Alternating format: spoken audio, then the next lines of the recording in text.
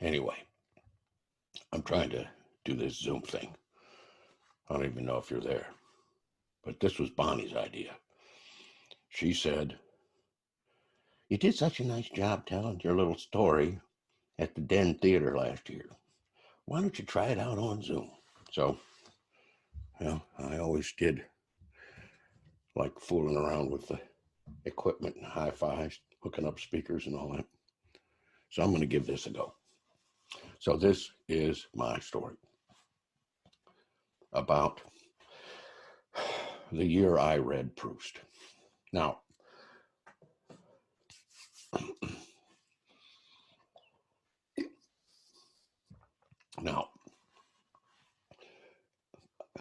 I do like my sweets.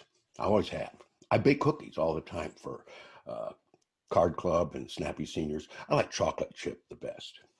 And oatmeal raisin, they're good. So it all started because my stomach was growling. It was 4:00. And I said to Bonnie, "Isn't this tea time in England? Let's stop for some coffee or a cookie or something." Because we've been shopping all day. And Bonnie can shop, whether sales and her coupons and 80% off at Kohl's. And she Christmas shops all year round. By Christmas, she's got more for people than she can even remember. So anyway, it's 4:00. It's too early for dinner. Would have been fine by me if we'd stopped by Olive Garden and ate early. But so I said to her, "Why don't we stop at Starbucks?" She said, "But I'm making a pork loin for dinner. We can get some little snack, but I don't want you to spoil your dinner." Now, I can eat. I've always been able to eat. Skinny as I am, I've always been able to eat pie or a big dinner. I just can't put weight on, which Bonnie just hates, but there you go. So we stop at Starbucks, and I'm looking for something small, though I could have gone for a big cupcake, but I order a black coffee, and by the register, there's a little cellophane package of a couple of cookies. I didn't take notice of what kind they were, something with kind of ripples or something. And so I said to Bonnie, "So is this small enough? This won't fill me up, not at all." And she says, "Oh, sure, fine." So she has a Tezo herbal tea. She can't have caffeine. She's never said why, but I think it's her bladder. She's too delicate to say so, but I think so anyway. So I get my black coffee and my cookies. Oh, now we were with her son and his wife who were visiting. Billy and Patricia. They order lattes, of course, because they would spend $4 or $5 on coffee, which probably costs Starbucks 50 cents to make. That's fine. That's fine. I like my coffee black, which saves me a lot of money. So anyway, we sit down and I unwrap my cookie and I dip it for a second in the coffee. It's a soft, spongy cookie and it soaks it up right away, almost too mushy. So I don't dip anymore. But I bite into this cookie and I feel better since my stomach was really growling by that time. And Patricia turns to me and says, "Are you having your Madeleine moment?" I said, "What? Are you having your Madeleine moment?" Now, Patricia is not what you'd call a down-home girl. Billy and Patricia are nice enough, sure, usually real quiet, actually. I like Billy. He's okay. But sometimes I think Patricia is a little bit, I don't know, snooty, kind of superior. She don't work unless her husband support her while she's writing a novel. Now, I can't write a story to save my life, so if she's that creative, God bless her. But it's been 7 years since she quit her job to write, and I don't see her name on any bestseller list or even on any book jacket yet. So I do wonder sometimes what she does all day. Anyway, it was noisy in the Starbucks, and so I'm not sure what she's saying. And so I asked her, "What is my Madeleine moment?" Now, I might have imagined it, But I thought maybe her eyes rolled back a second, like she thought I was kind of stupid. Sometimes I feel that from her. Maybe I'm just imagining it. So she says, "The cookie you're eating is called a Madeleine. There was a French writer named Proust who wrote a book called Remembrance of Things Past." I say, "Oh, yeah, I've heard that title. It's famous. It's a real long book, right?" Again, I think her eyes roll and she says, "Yes, it's a long book. And in the beginning, the main character is having a Madeleine and some tea. He dips the Madeleine into the tea and bites into it. And when he takes the bite, the flavor fills his mouth. Suddenly, his whole childhood and past life come back to him and overwhelm him with memories. And that is the start of the story." And I say, "Well, that's interesting." And I eat my cookie. But I'm wishing I'd gotten the cupcake because I'm still hungry. And she explains, "And so now it's called your Madeleine moment." Like I'm stupid. I got it the first time. But she goes on. "It doesn't have to be a Madeleine, but the idea is something, some flavor in your past. When you eat it, it brings it all back. Your Madeleine." Okay, I get it. So I sip my coffee and I think it over. And it comes to me. And I say to her, "For me, that would be fried cornmeal mush." But I don't even look at her because I know she'd roll her eyes. So, okay, I get it. She says, "That's interesting. Is fried cornmeal mush good?" "It's not good or bad. It's just what you eat," I say. Well, next to me, Bonnie was talking on her cell phone to someone at church about the programs. A couple of people next to us were on their laptops, two people together, facing each other, each with a laptop in front of them. The music was playing over the noise, and up on the wall, there was a mural, a photograph of cornfields in Indiana. And I thought of how different it all was, the cell phones and Wi-Fi and all. And when I bit into my cookie, I felt like what I could taste was that fried cornmeal mush. "You looked a million miles away just then," she said. "Do you like to read? Maybe you should read Proust." Now, she asked me if I liked to read, almost as if she was asking, "Do you know how to read?" I read now and again. Of course, I read my Bible study, and I like books, Robert Parker mysteries, and maybe a good biography, something with a historical aspect like Washington, Civil War. Sure, I read. Of course, I read. It just rubbed me the wrong way, the way she asked that. So I thought, if you think you're so smart, I will read Proust.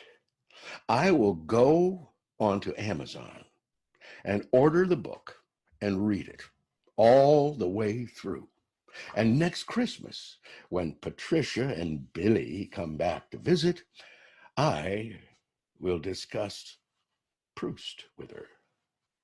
So I go online that very night, and it turns out it's more like 6 books.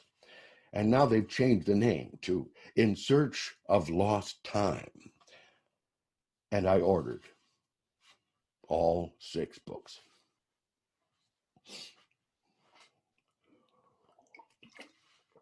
I tried to keep this from Bonnie, but the funny thing is, she never seemed to notice what I was reading because we're so busy with Card Club and Snappy Seniors in the church. She don't really pay much attention. So whenever I have a few minutes, I'm reading Proust. It sure is unusual. He starts with his childhood, and the main thing I got out of that is what a godforsaken mama's boy he is. The whole first half of the book is about how he is in agony if his mommy doesn't come and kiss him goodnight. It's about how if their neighbor Swan comes over for dinner, that means his mother won't come up and kiss him goodnight in his room. And this goes on for at least 100 pages. I mean, what is wrong with this guy? I like my mama fine, but I was in no way this kind of mama's boy. We did not have that luxury in those days. We had work to do. We got on with it. Now, the fried cornmeal mush wasn't my mama's cooking. That was my grandma's on the farm. My mama was raised on the farm, and it was her burning ambition from, I think, her earliest childhood to get off that farm. She was bound for college. Her daddy was in no way sending her. Why should you spend your money on college for a girl just going to get married and pregnant and never use it? But she was going, and nothing would keep her back. She got a 4-H scholarship to the Teachers College in Terre Haute, and off she went just as you please. I don't think she was ever planning to marry. She was 30 by the time she met my dad. Second World War, Dad was this pleasant, pleasing fella, and he was shipping off, and she kind of thought she'd do him a favor and marry him before he went. She said later, well, she never expected he'd come back. She gave him the nickname Lucky because he was lucky to come back to a wife and son since she was pregnant by the time he left.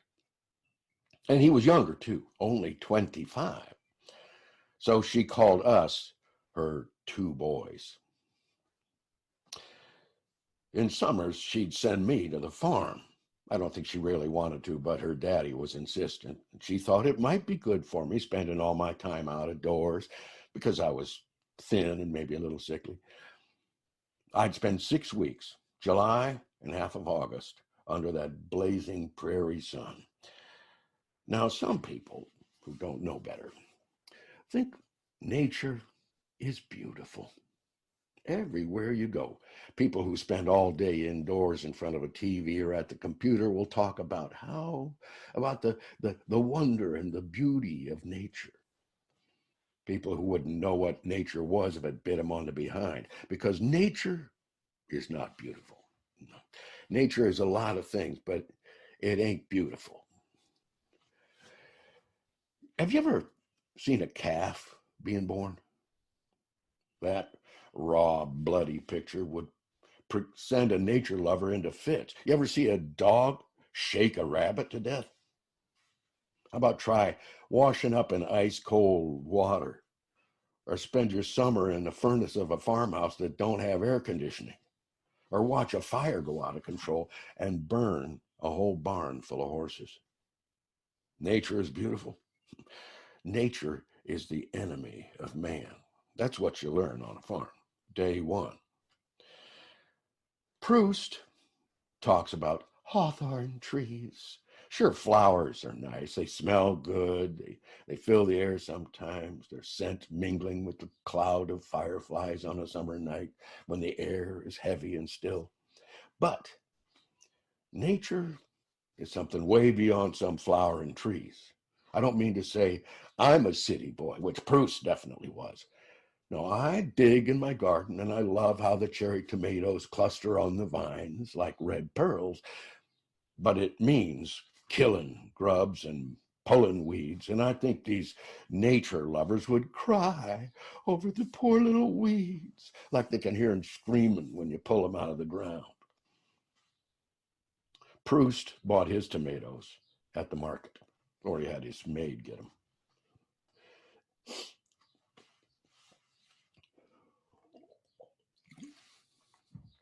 And I'm thinking, what incarnation is this book?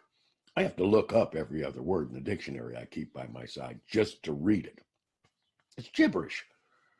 If he has a choice between a good plain word and a $20 word, he picks the $20 word every time. Like he don't want to be understood. So I'm thinking, what's he hiding? Because that's what it is. These intellectuals, they hide behind all their book learned. I respect education.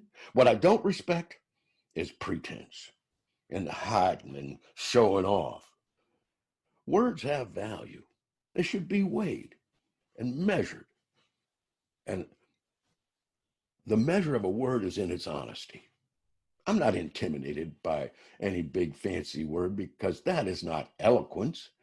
Eloquence is saying what you mean and meaning what you say so that no one misunderstands you and no one can turn your word against you.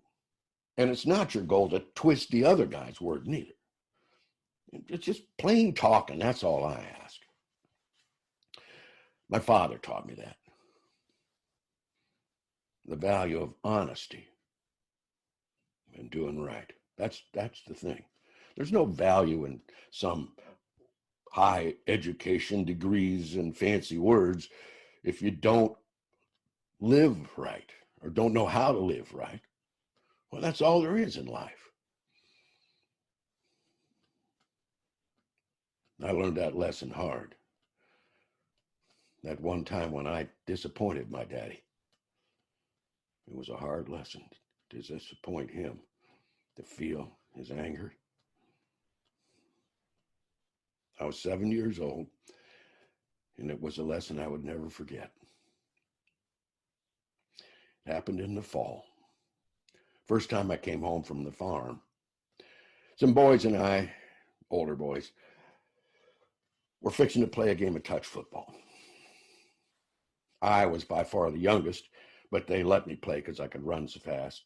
Or maybe they just wanted to be nice because I wanted so bad to play. So we got together a team in white t-shirts and a team in their gym shirts, and we gathered around, and our leader, Arthur, huddles us around, starts whispering to us and looking over his shoulder to make sure no one hears. And I think he's going to give us our strategy, but he says, "You all know Wallace, right?" There's some nods, and someone spat on the ground. I didn't know him. But Arthur pointed at this kid on the other team, a husky blonde kid, a little fat.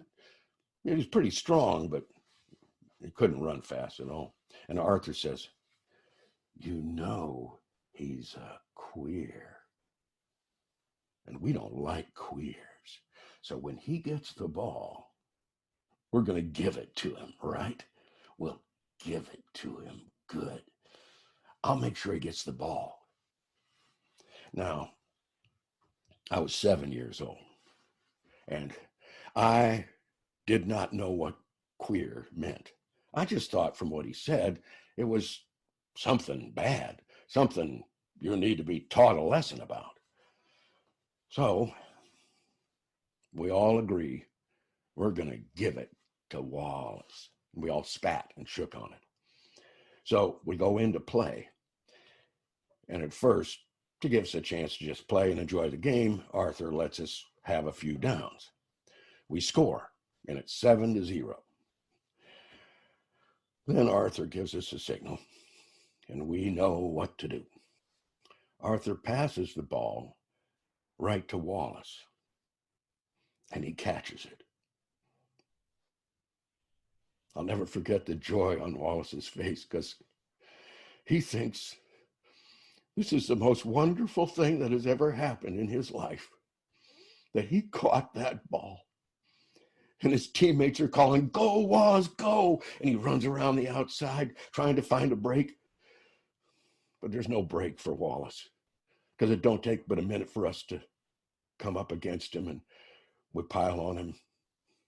And the fists are flying, little hands punching, feet kicking him in the back, handfuls of dirt grabbed, rubbed in his hair, stuffed in his mouth.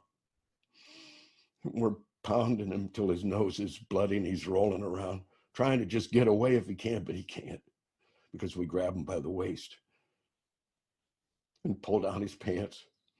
Someone kicks him in the groin. Then he stops struggling and curls up and just lies there like trying to protect his face, curled up like a turtle. That seemed to take the steam out of us a bit. And then the other team's quarterback a big kid, the oldest, named Todd, has his team pulling this all off by then. We're all out of breath. Todd kneels down by Wallace and holds him and helps him up.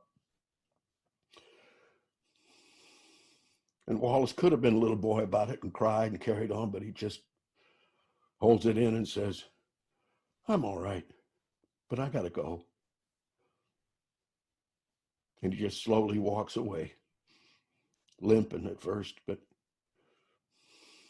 a little taller with each step.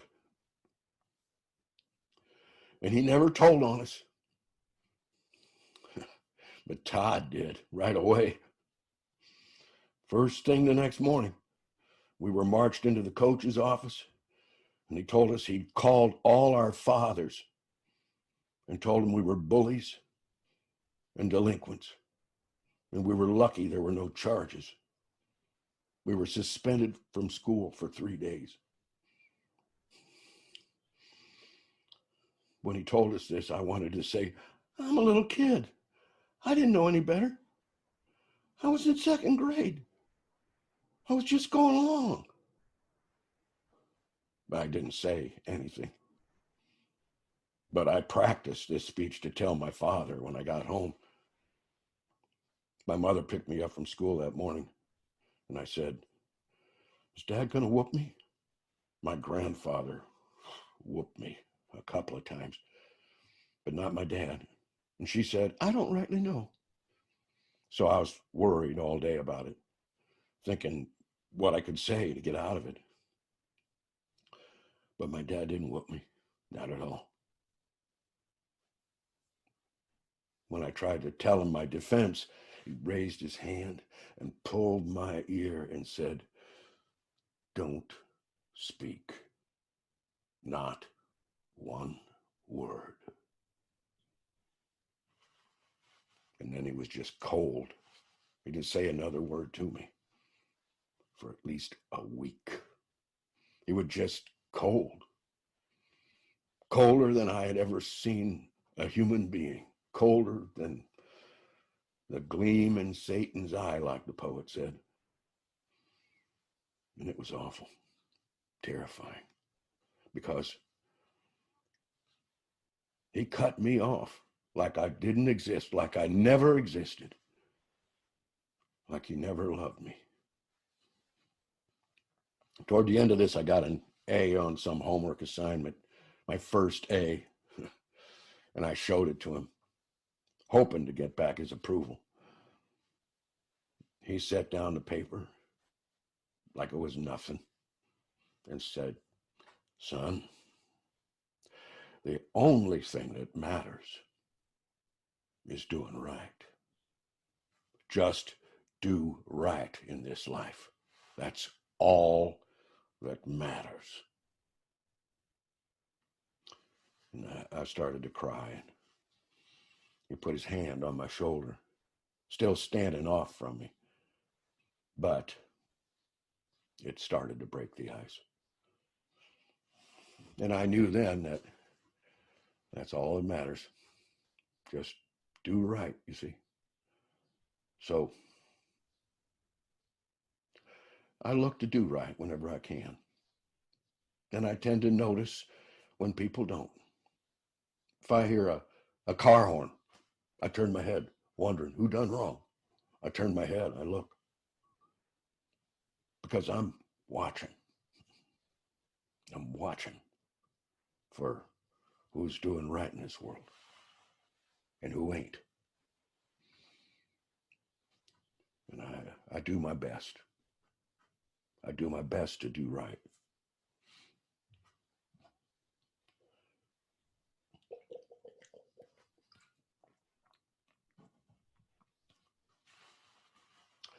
So about Proust. Proust started writing this big epic in 1909. And it starts with the first volume called Swan's Way. Now, what is so wonderful about this Swan fella? Well, he's a stalker. That's what he is. Stalking and worrying this poor woman, Odette. She's just having fun with him. Maybe she isn't the most innocent of women, but He's a stalker, obsessed with her, like he's mentally unbalanced. That's all I could take away from Swan's Way. This is supposed to be a great love story, Swan's Way? Do people think that? A poor fool stalking what can only charitably be called a party girl, but really is more of like a whore, pardon my language. But this book is crazy. This is great literature, a stalker and a whore. If you want a great love story, take mine. My late wife and I, we are a great all-time love story. The kind of story you never hear these days. Nobody cares about us old-fashioned people who know about love and duty, because I did my duty with her like any upright man would. I did it right. I did my duty. And I loved her like the ocean tide, like the moon and the stars, despite her mother hating me all her days. And this is a story nobody's ever going to put in a book or call great literature. So I didn't know what I was going to do, so I went in the Air Force. I was stationed in Alaska from 1958 to 1962. That sounds like a long way from trouble, but I was only 20 miles from the Russian border. Now, you may laugh at Sarah Palin all you like, but it's no small thing to be stationed 20 miles from Russia in 1962 and during the Cuban Missile Crisis. We spent our days more wide awake than I've ever been since. So I met my first wife, Catherine, after I got out.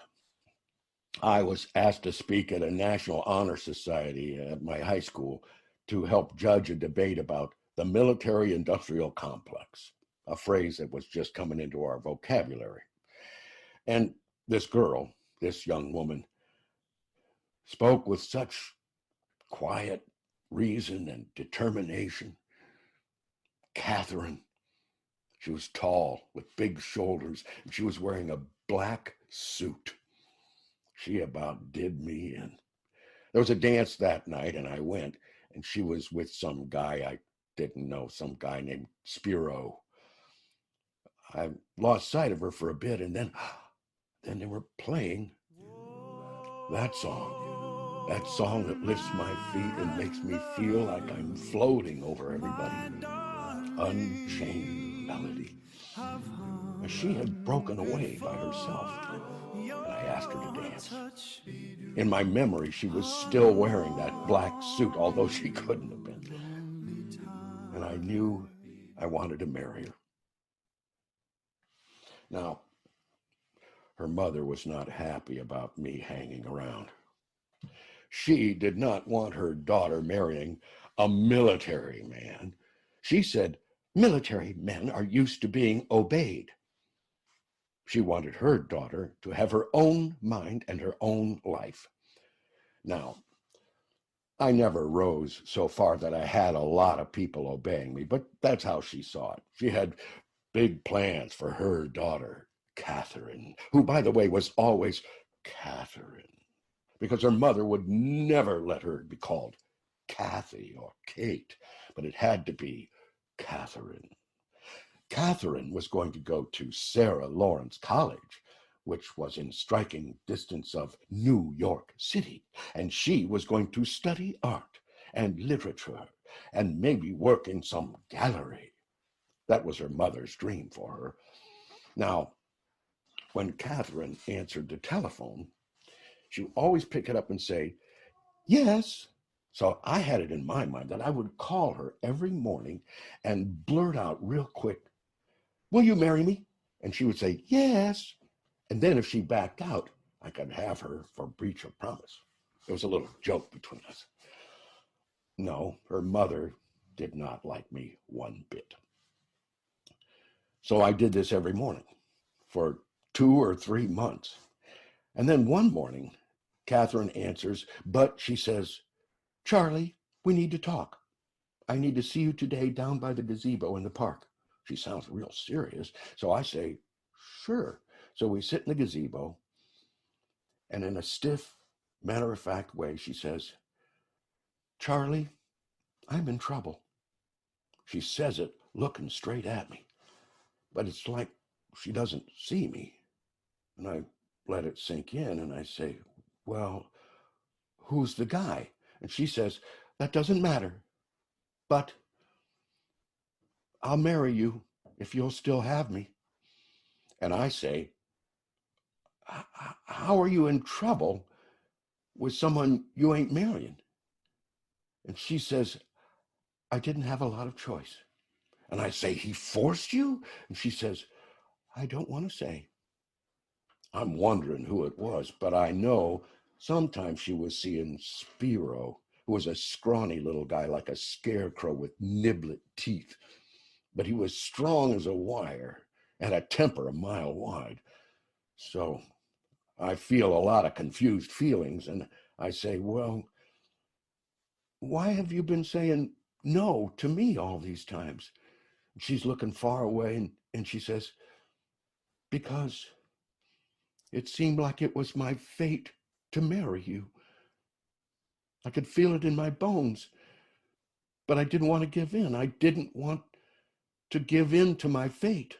And I almost say, "Well, you gave in to him," but I did not say it. But I was angry because she wouldn't accuse him, wouldn't tell me who he was so I could kick his niblet teeth in. And I said, "Look me in the eye. I want you to look me in the eye." And I grabbed her arm, and she pulled away, white as a sheet, saying, "No, that's what he said. He said, 'Look me in the eye.'" And he made me look at him, and I saw those eyes gleaming like a mean dog's. And I knew I didn't have any choice, or he'd break my arm or kill me. All my anger slid away, and I felt ashamed for it. We sat there for a while, not speaking, and I thought, if I marry her now, with her having a baby in a quick 8 months, I will have a mother-in-law who will hate me all my days. All my days. I said to her after a bit, "There are some girls who could find a way to..." She put up her hand and said, "No, I would rather die. I would rather die." I said, "Okay, but what if we're miserable and we do this and in 5 years we split up because it was all too hard or too wrong?" "We'll just have to make it right," she said. I loved her for saying that because I'd been thinking I had to make it right, but it wasn't all up to me. She said, "We'll have to make it right." Then she said, "All I ask is that you take me away from here as soon as you can, just any place else. You pick, but away from here. A city. That might please my mom anyway." So after we were married, I took her up to Indianapolis. It's not New York, but it sure isn't Duggar, Indiana. She had a girl we named George Ann. George after my father, and Ann after her mother. And her mother did hate me all her life until she came to her blessed release. And she lived a long, long time. But it does occur to me about the two ways in Proust. In Swann's Way, he talks about these two ways that his family would walk in the evening. I can't pronounce the one that goes by Swann's house. The other is the Guermantes way. The Guermantes being the aristocratic nobility. And it's like the two kinds of life Catherine could have had.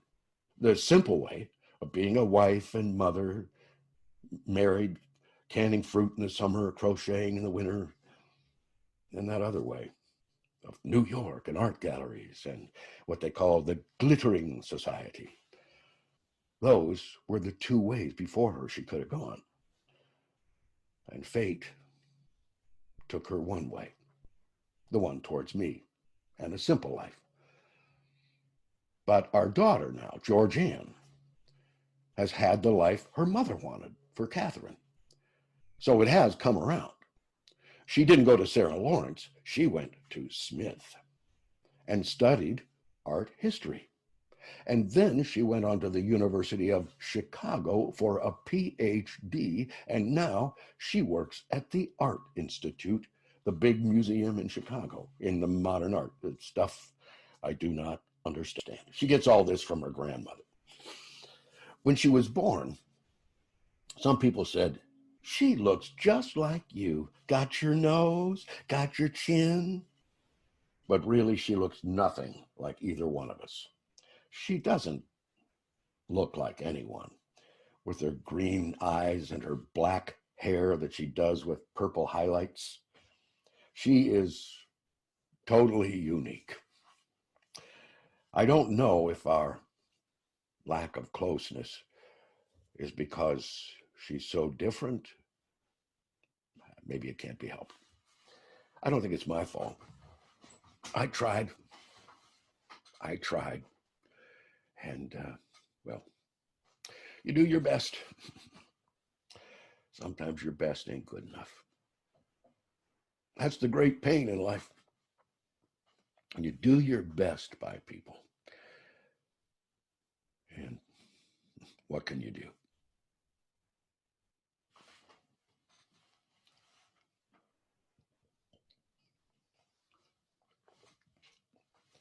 So anyway, I'm reading along in these books of Proust. And this author is making me angry after a while. I was almost with him in book 2. He's on vacation at the seashore and he sees this group of girls he wants to meet. It's another obsession. The swan story is all over and we're with what you'd call the narrator. And he meets these girls and they play games together. And he's in love with one of them, except it's not real love in my book. No, because to him, women are just objects. I see that especially in book 3. It's in book 3 where I'm starting to get really mad because it's all about the Guermantes, the aristocratic family, the other way than Swan's way. And I'm starting to understand this is supposed to be what you call satire. He's just poking fun at all these people in society. He built them all up in his mind, you see. And then when he gets to start dining with them and hanging around with them, he realizes they're just fools. Now, I do not care for satire or sarcasm. It doesn't take any work to make fun of people. It's the lowest form of humor. That's what it is. It's like, I don't like to watch those late night people, Colbert and Fallon and those types, because it's just sarcasm. I liked Johnny Carson. Johnny was one of us. Well, sure, he became rich and had his mansions, but he was one of us. He always was. So he was all right. After he left, I lost interest in those types of shows. They're just about calling everyone idiots if you don't think exactly like they do, if you're not a member of some kind of private club.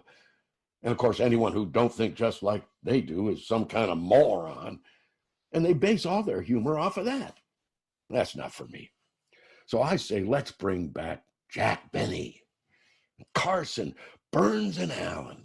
Those people were funny, and they worked at it. They weren't about hurting people. So Proust just goes along poking his fun, and he describes the Duc de Guermantes with his sort of orangey blonde comb over. And I'm thinking, this guy's number, I got his number.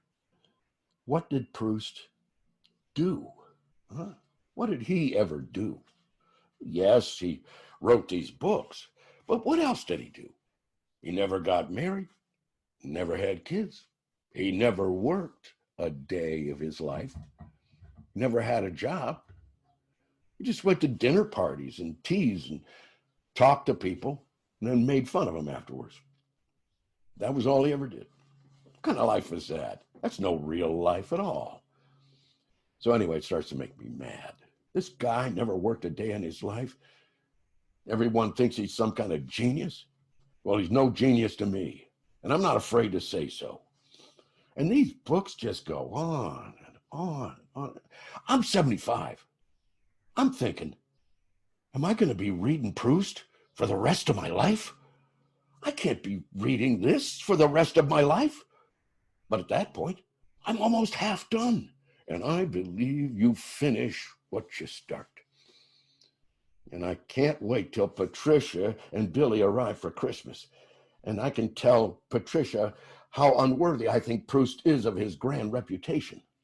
Now I can go toe-to-toe with anyone on the merits of Proust, this superior twit who's just too lazy to live a real life and make an honest living. Then I get into the next 2 volumes, and suddenly it's all the gay stuff. On and on about the gays.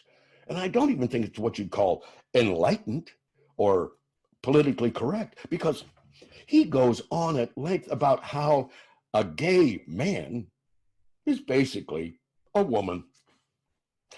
I don't have a lot of experience with gays, but I don't think many would appreciate being called the same as women. No, at least I don't think so. No, but it's all another world to me. But I try to understand. I don't care what people do. It's their business. I'm no judge. God loves all us poor sinners, every one of us. I tried to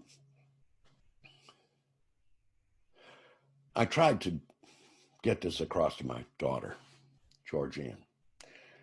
And it leaves me so much at a loss because somehow in her mind, I said something wrong or did something wrong. I don't know what. But it's come between us now. So I would like to know what I did. But it seems like the least little thing, one wrong word, suddenly, what? The least wrong word. And it's like you've committed some kind of crime. And you don't even know what you did.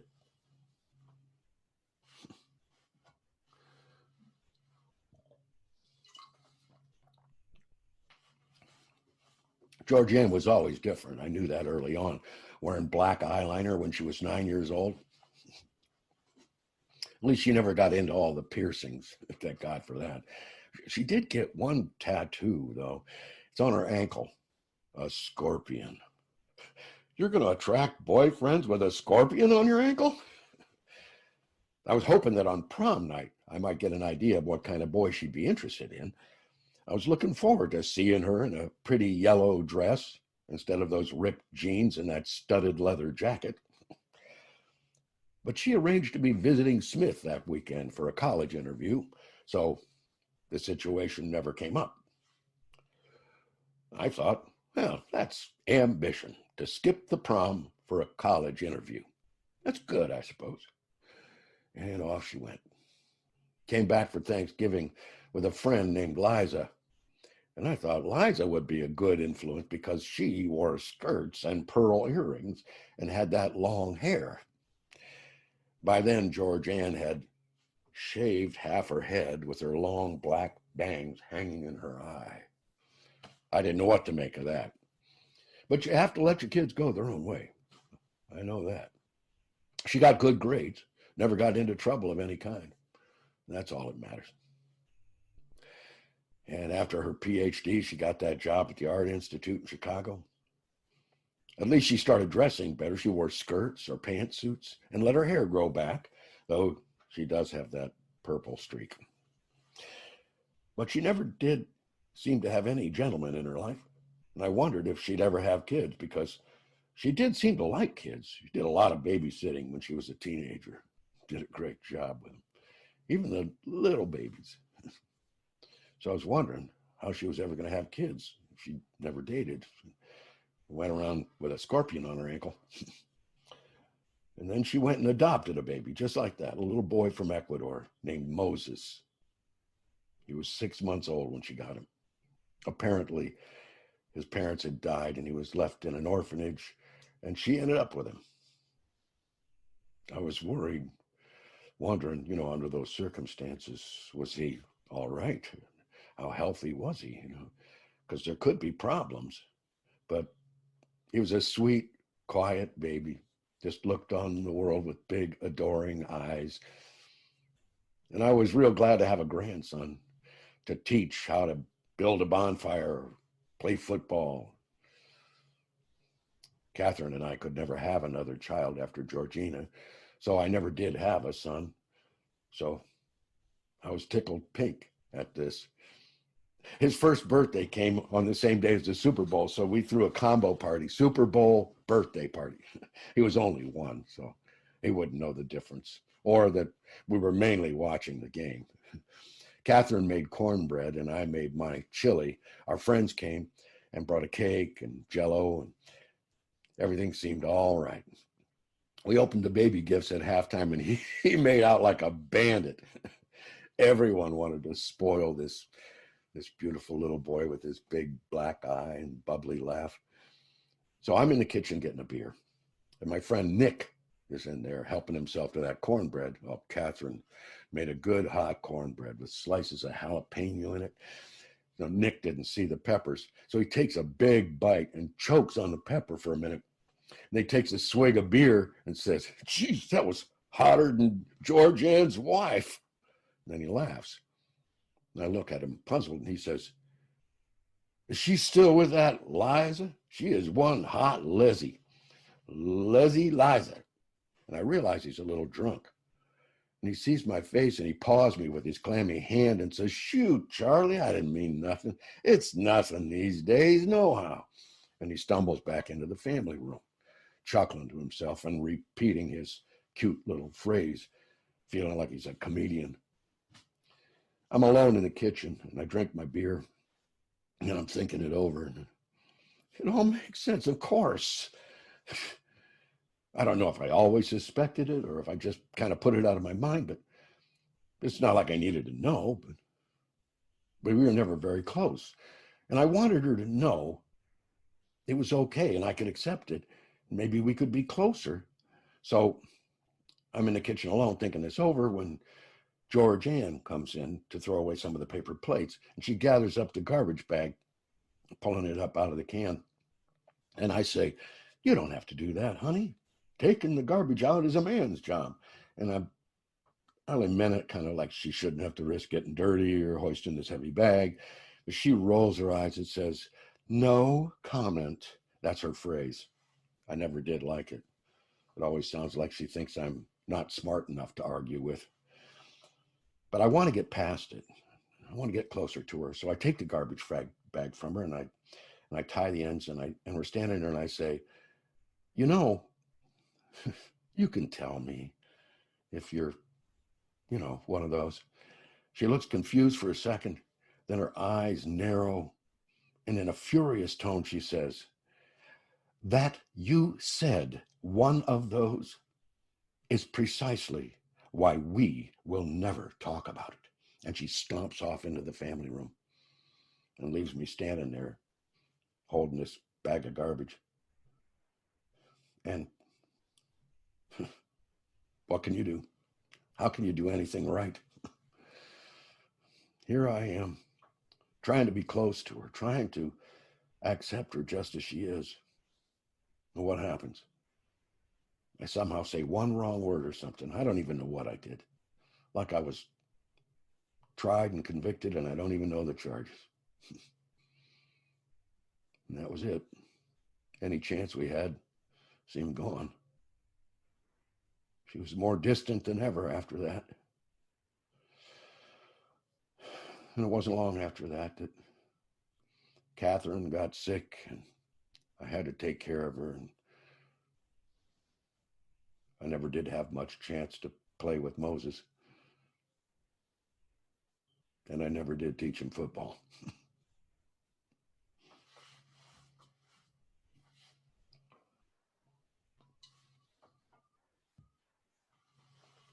So Catherine got sick, and I retired from the insurance company. Georgianne helped when she could, but I mostly took care of her on my own for a long while. She got dementia, knew me less and less. I kept her out of the hospital as long as I could, but finally she went into a home and she stopped talking, laid down and died just 2 months after I admitted her. It felt like admitting her was what did her in. She stopped eating and all. And I had to decide whether to have him put in a feeding tube. That was a hard decision. But inside, she was gone by then. She was gone.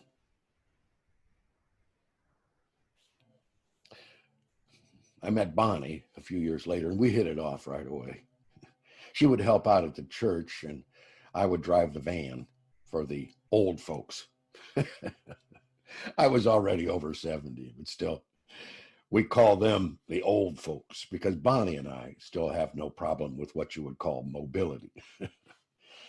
We're almost as active as ever, though sometimes my knee bothers me. And she has little ailments, but we're mostly about as good as you can expect. We have a good time with snappy seniors, and card club is really more my thing with a few guys playing euchre twice a month. I bake cookies for that, chocolate chip. Since Bonnie can't have chocolate because of her caffeine, maybe bladder issue, I always tease her, hey, I got some nice chocolate chunk cookies here. Oh, you can't have one. We tease each other. That's how we flirt. We were like kids when we first started dating. I was actually nervous the first time we met up at the Olive Garden. She was so easy and sweet and kind, and she had her one son, and I had Georgianne. Billy and Patricia never had kids. So Bonnie was tickled I had a grandson she could spoil. By then, Moses was a tween and sprouting up real tall, which surprised all of us.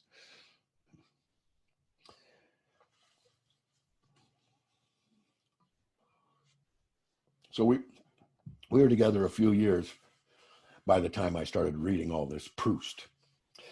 And it's like I was being lulled into some kind of hypnotic state as I read these long sentences. I'd fall asleep, and Swann is watching Odette play the piano, and the Duchess is pouring tea and insulting her rivals, and the Baron de Charlus is gaying it up all over the place with his powdered face.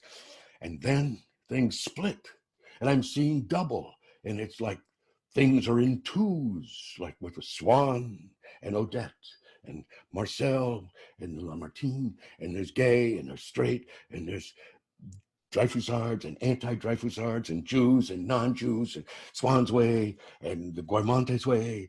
And in my dreams, there's these two of everything. There's two ways. But in my life, there's one way. There's straight down the narrow path. I had to look up this whole Dreyfus affair to understand it. And I think that was a whole lot more frightening than Proust understood. The kernel of the story is a Jewish soldier named Dreyfus was accused of passing secrets to the Germans, and he went to prison for it. But it came to light there was a cover-up, and everyone in France, in French society, was torn because in one side you said you have to support the military no matter what, and Dreyfus wasn't important. Besides, he was Jewish, which they felt probably meant he wasn't loyal to France. And the other side said this was a miscarriage of justice. He was an innocent man. And this tore society in half. Now, I don't care about politicians. In my book, they're mostly all crooked. But the military is something else. I served, I know. The whole edifice of the military is built on trust. You put your faith in your brothers at arms. You trust the command to know what they're doing, all up and down the line. That trust, that's at the heart of everything. And it's essential. That's why this Dreyfus affair is so frightening to me.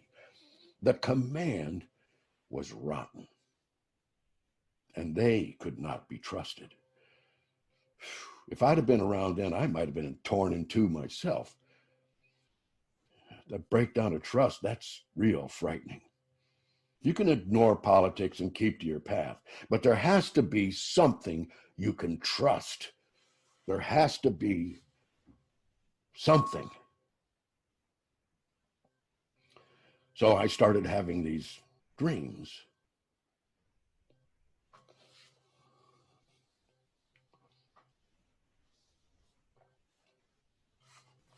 The night I finished Proust, Bonnie was out of town. She never had much family, but some long-lost cousin found her doing ancestry research, so they became friends. They are so much alike, they even look alike. So Bonnie had driven up to Kokomo to be with her new cousin, and I was reading along trying to get through this last book because, like I said, I'm 75, and I'll be damned if I'm going to spend the rest of my days reading Proust. Then the phone rang. It was late, but Bonnie and I are late-night people, so I knew it was her. It was around midnight, and I can hear laughter over the phone, and she says, "How did you ever end up with an arrest record? What are you hiding from me?" And she laughs because she figures this is a good story. She and her cousin were having fun looking up our records, you see, and found me out. Yes, I had a record. It wasn't so funny to me, and I don't know what to say, but I told her we'd talk about it later. But the truth was, I didn't want to tell her about it. It was just an unpleasant situation. It involved that secret I'd kept all my life from my family, from George Ann, from Catherine's mother. So I had to figure out what to tell Bonnie. Eventually, I made up a story about drinking too much and getting into a fight when I was distraught over Catherine getting into a fight, which was close enough to the truth anyway. Soon after I admitted Catherine to the home, our class had their 50th reunion. I felt like I deserved a break. It would be a chance to reconnect with old ties, reminisce a little. It was in the fall, beautiful damp weekend. You could smell the burning leaves and the sky was a soft, misty gray. So somebody got it in their head to suggest we all head out to the field, play some tag football. Enough of us were healthy enough to play, so we all said sure. There was beer and barbecue, and we wore t-shirts versus sweaters.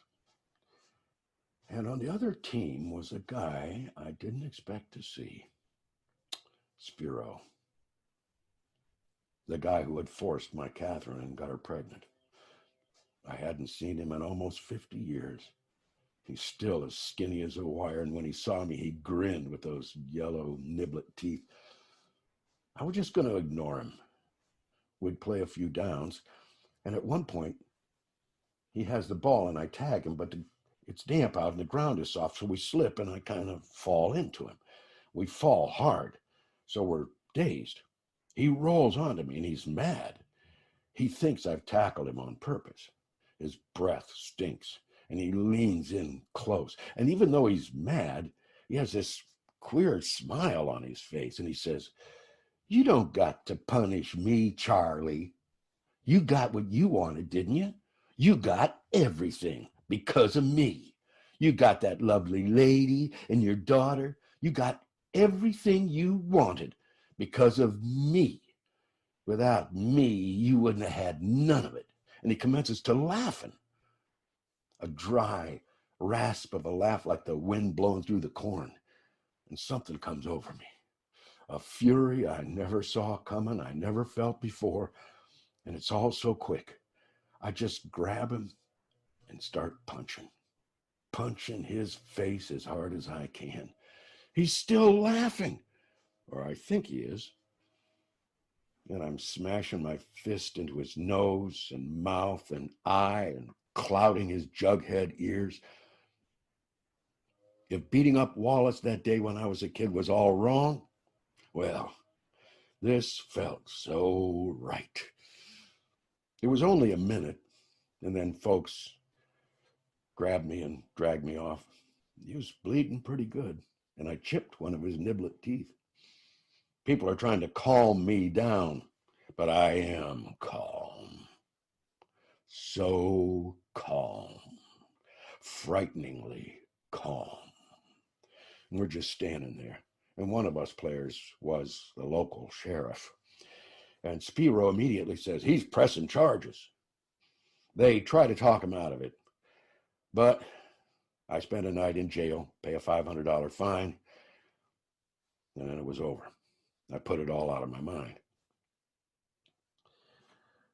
Then, that night I finished Proust, Bonnie called, and it all come back to me. I hang up, read the last few pages, lay the book on my chest, and I start crying. And it's coming back to me. I didn't know why I walloped Spiro, but it come to me. He was right. I got what I wanted. I got everything. And I got it all because of what he did to her, to Catherine. And Catherine had other plans. She was going to go to college and go the Guermantes way. Instead, she married me and went my way.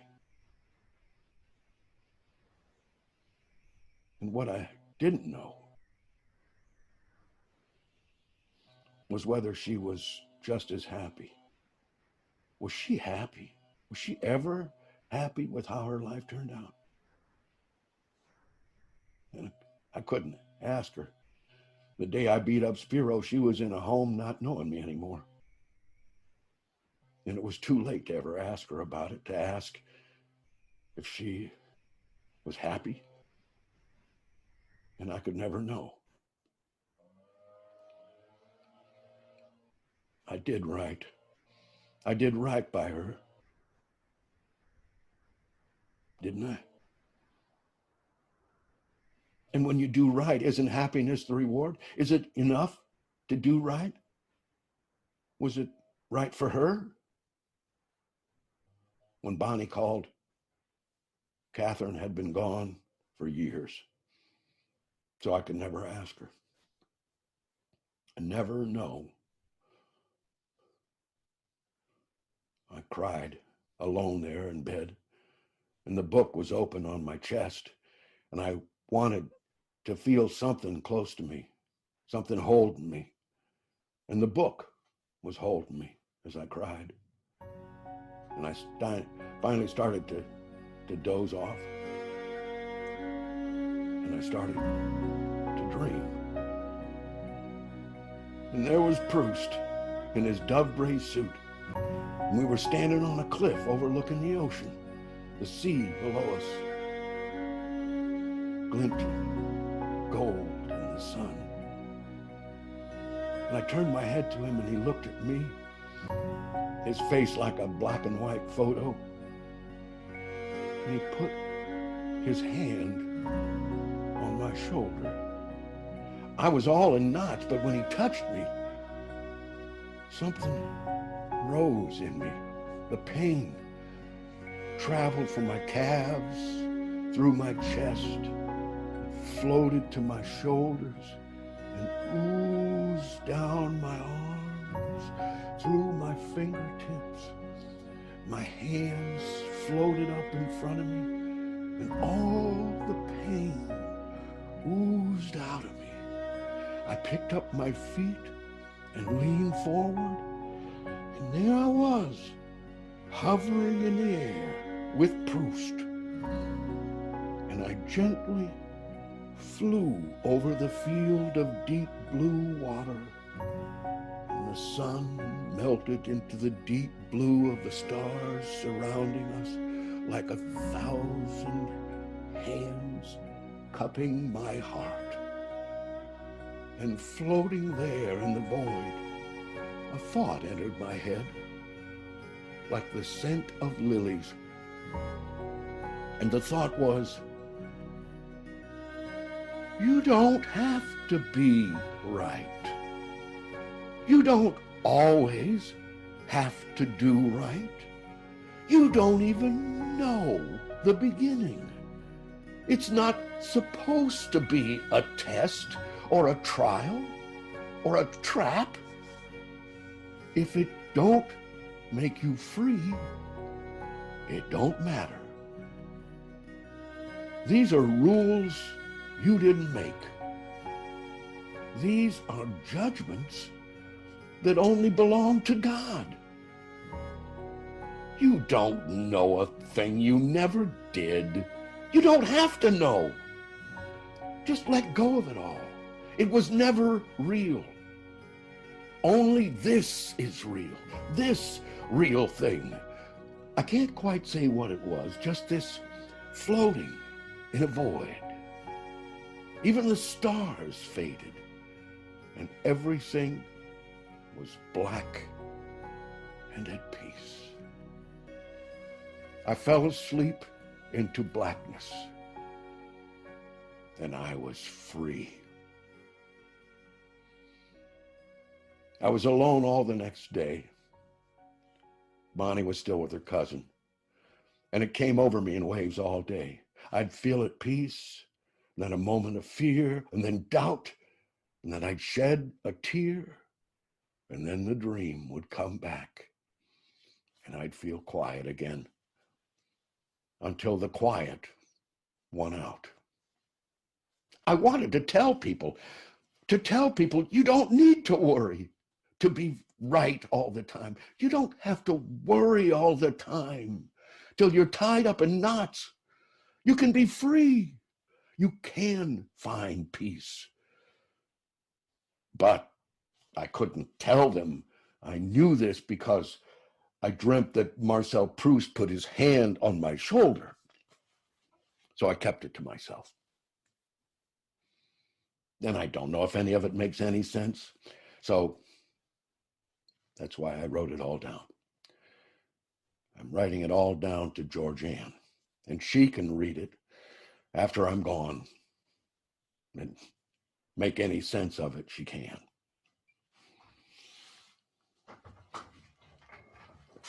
And so I finally finished all of Proust. By the end, you're wondering what the point of all this was, and he tells you. It leads up to him deciding to write this book, to capture time, to capture something of the essence of life, of time itself. And I got to that part, and it's eloquent and passionate. This was his mission, the purpose of his life's work. And I got to that, and I wondered, well, did he do it?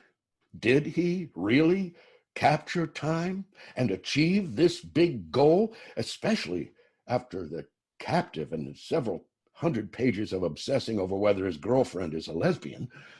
I didn't think so. No, I didn't think this was the book he set out to write, because he never lived life, you see. Like I said before, what if he'd lived a full life, got married, had kids, held down a job 40 hours a week, and planted tomatoes, fixed a leaky faucet, kissed a skinned knee? But I thought maybe I'm wrong. Maybe there's something I didn't get. There was nothing for me to do but to start reading it over from the beginning, to see what he did with all that ambition. Now that I understood where he was going with it, I had 2 weeks until Billy and Patricia were coming to visit again. So I started it over with Swan's Way. It goes a lot faster the second time. And I find myself reading some sentences over 2 or 3 times, slowly, just for the pleasure of it. And then I think, wait, this is all wrong. This is all wrong, huh? Oh, Bonnie had been after me for a while to take some class at the extension, something we could take together. So I said to her, Bonnie, we're signing up for French class. She says, French? Are you sure you want to study French? Well, I know I'm not going to be able to ever read Proust in French, but I can have both copies of the book in front of me, and maybe I can get the flavor of it. So we start in February. Anyway, Billy and Patricia come shortly after Christmas. Billy needs to buy a suit for a wedding they're going to, and Bonnie wants to buy it for him for Christmas. And I say, you two go and shop for the suit. I want to have some time with Patricia. Everyone's a little surprised, especially Patricia. But I say, I have a surprise for her. So they go off, and Patricia has a cup of coffee at the table. And I go to the fridge and I take out a cold pan of cornmeal mush, and I commence to slice it off and fry it in some oil. I tell her I'm making fried cornmeal mush, my Madeleine. Remember about the Madeleine? She don't remember, so I have to remind her. But then it comes back to her. I make the plate of fried cornmeal mush. Now by then, I'm itching to discuss Proust. I've had no one to talk about this with. I can't tell my friends at Card Club or Snappy Seniors I've read all 6 volumes of Proust, but I'm itching to talk about this, maybe find out what I missed, get an opinion on whether Proust achieved his goal to capture time. So I tell Patricia, I've read all of Proust, and so on, and I wait to hear her opinion of Proust, and she giggles and scratches her head, and she says, well, I've only really read Swan's Way. Only read Swan's Way? The first volume? What did she mean she only read Swan's Way? Why would anyone do that and miss the whole story? Not know how Swan fades away and dies? And never find out that awful bourgeois Madame Verdurin becomes the Princess of Guermantes? What does she mean? She only read Swan's Way. You could have knocked me over with a feather. It's like leaving the World Series game after the first inning. It's like leaving the Super Bowl before halftime. And I'm thinking, where I come from, you finish what you start. You don't start a big project and leave it less than halfway. You finish what you start, or what's the use? And now, who am I going to talk about Proust with? That's the disappointment. I got no one to talk about all this with, all the ideas and drama and ambitions. So I swallow my mush and I just say, oh, that's too bad. And she doesn't even look embarrassed. Then it occurs to me, maybe Georgianne, maybe she would read all of Proust and talk it over with me. I call her that very night.